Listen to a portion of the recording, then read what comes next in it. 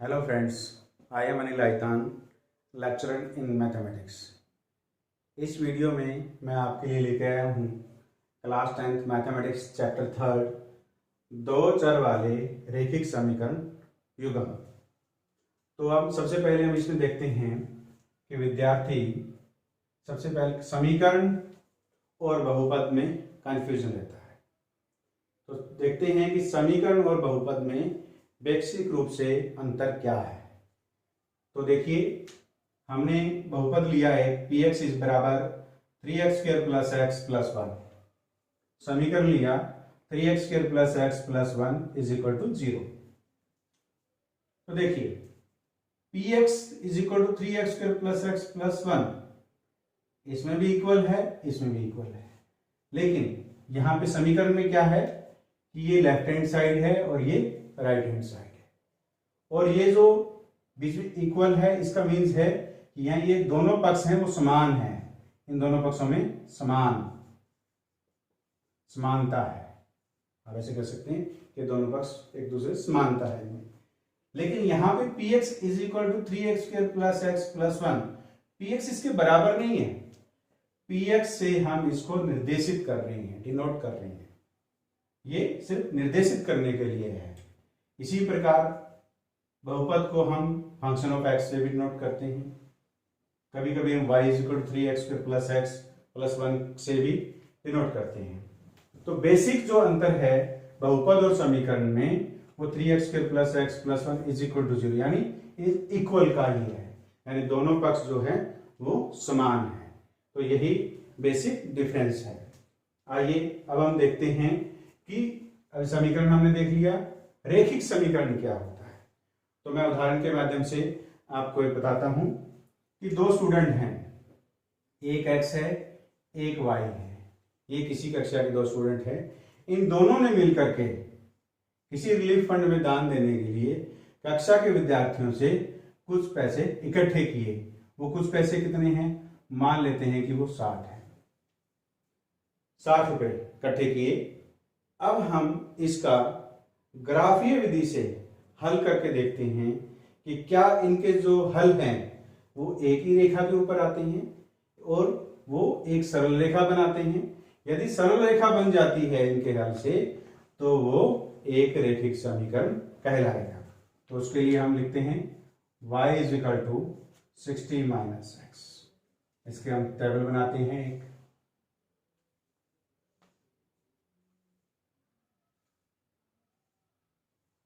ये हमारे पास x y, x का मान भरेंगे, y का मान आता जाएगा। x का मान हम भरेंगे इसमें, x का मान भरा मैंने 20। तो 60 माइनस 20 कितना आ गया हमारे पास 40। इसी प्रकार यदि मैं x का मान भरता हूं इसमें 30, तो 60 माइनस 30 कितने आ जाएंगे 30 आ जाएगा। इसी प्रकार यदि मैं x का मान 40 पुट करता हूं, रखता हूं इसमें, तो 60 माइनस 40 यानी 20 आ जाएगा। तो ये हमारे पास तीन बिंदु आगे, तीन बिंदुओं के निर्देशांक आगे, इनको हम कार्तीय तल के ऊपर निर्देशित करते हैं। तो देखिए, ये हमारे पास x x डैश अक्ष यानी x अक्ष है, y y डैश यानी y अक्ष है। दोनों अक्ष जहां पर प्रतिच्छेद करते हैं उसको हम मूल बिंदु कहते हैं। इसके निर्देशांक 0 0 होते हैं। इस लाइन के ऊपर x का मान 0 होता है, इस लाइन पे पूरे पे y का मान 0 होता है। तो सबसे पहला हमारे पास कोऑर्डिनेट पॉइंट है 20 40। तो x का मान 20 ऐसे लेते हैं, इस 20 सामने वाली रेखा लंबवत x अक्ष पे जो लंब है, और y 40, तो y 40। ये हमारे जहां पर ये दोनों लंबवत रेखाएं प्रतिच्छेद करती हैं वो हमारे पास निर्देशित पॉइंट है 20, 40। इसी प्रकार हम 30, 30 को भी इस पे निरूपित कर सकते हैं। तो x 30 के सामने वाली लंबवत लाइन ग्राफ के ऊपर हम लेंगे, इधर भी 30। दोनों लाइनें जहां पर प्रतिच्छेद करेंगी तो वो हमारे पास कोऑर्डिनेट पॉइंट आएगा 30 30। इसके बाद है x का मान 40 और y का मान 20। तो x का मान 40 और y का मान 30।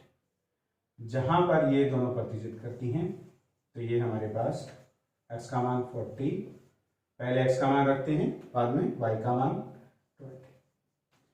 ये तीनों बिंदु हमारे पास आ गए। स्केल की सहायता से जब हम इनको मिलाएंगे तो ये एक सरल रेखा बननी चाहिए।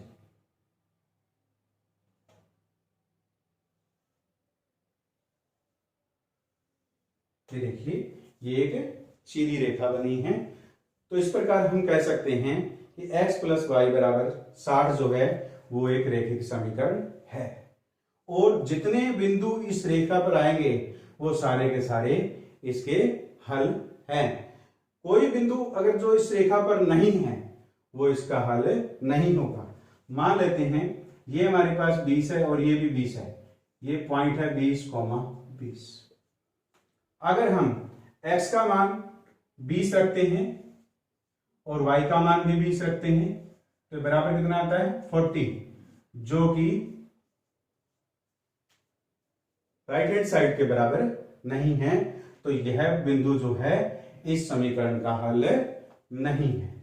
तो इस प्रकार हमने ये देखा कि एक रैखिक समीकरण से एक सरल रेखा बनती है, और क्या ये समीकरण जो है वो रैखिक है या नहीं। तो ये हम ग्राफ की विधि से देख सकते हैं, लेकिन हम इसको दूसरे तरीके से भी देख सकते हैं। दूसरा तरीका क्या है कि जितने समीकरण के पद हैं, ये पहला पद है, ये दूसरा पद है, इन पद, ये भी है हमारे पास, इन पदों, प्रत्येक पदों की, जो ये दो पद हैं हमारे पास, इन पदों की जो अधिकतम घात है, जो अचर पद है उसको छोड़ करके बाकी जो दोनों पद है, इन दोनों की अधिकतम घात एक एक है, तो भी ये एक रैखिक समीकरण के पता लगा सकते हैं।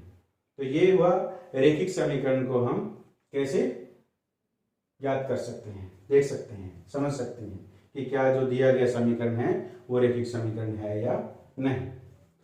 रैखिक समीकरण का युग्म, तो इनका एक व्यापक रूप है a1x plus b1y plus c1 is equal to 0, a2x plus b2y plus c2 is equal to 0। ये रैखिक समीकरणों का युग्म का व्यापक रूप है। इसमें कंडीशन क्या है, a1 b1 c1, a2 b2 c2, ये सारे के सारे वास्तविक संख्याएं होनी चाहिए। और दूसरी कंडीशन क्या है, a1 plus b1 square not equal to 0, a2 square plus b2 square not equal to 0। ये दो कंडीशंस हैं। ये अगर कंडीशंस को फॉलो करता है तो ये दोनों दो चर वाले रैखिक समीकरणों के युग्म है। अब इनका हल करने के लिए हमारे पास कुछ विधियां हैं। तो सबसे पहली विधि है हमारे पास ग्राफीय विधि। ग्राफीय विधि से हम दो चर वाले जो रैखिक समीकरणों का युग्म दिया होगा उनके हल ज्ञात कर सकते हैं। तो देखते हैं ग्राफीय विधि में कौन कौन से हल हमें प्राप्त होते हैं। तो ग्राफीय विधि में हमारे पास पहला हल जो प्राप्त होता है, जब इन दोनों रैखिक समीकरणों का हम ऐसे ग्राफ बनाएंगे तो दो सरल रेखाएं बनेंगी। यदि वो दोनों सरल रेखाएं आपस में प्रतिच्छेद करें तो जो प्रतिच्छेद बिंदु होगा वो इन दोनों का हल होगा, यानी यूनिक हल, वो यूनिक सॉल्यूशन होगा, अद्वितीय हल होगा। यदि ये दोनों रेखाएं आपस में समांतर हो, यानी they have no common point, कोई भी इनके अंदर कॉमन निर्दिष्ट बिंदु ना हो, तो इनका कोई भी हल नहीं होगा।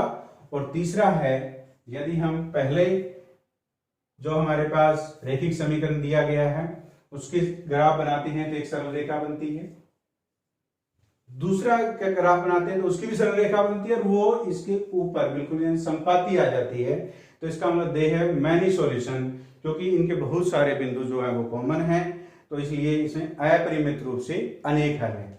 इसको हम विस्तार से 3.1 और 3.2 में पढ़ेंगे। यदि हमारे पास दिया गया जो रैखिक समीकरण है, अगर उसमें कभी ऐसे जो निर्देशित बिंदु आ जाए, जो वर्गमूल 2, वर्गमूल 3 आ जाए, जो पूर्णांक न हो, तो हमें ऐसे बिंदुओं को ग्राफ पर निर्देशित करना आसान नहीं होता, तो हमें ऐसे हल ज्ञात नहीं होती और वो त्रुटिपूर्ण हो सकते हैं, हल हमारा नहीं मिलता।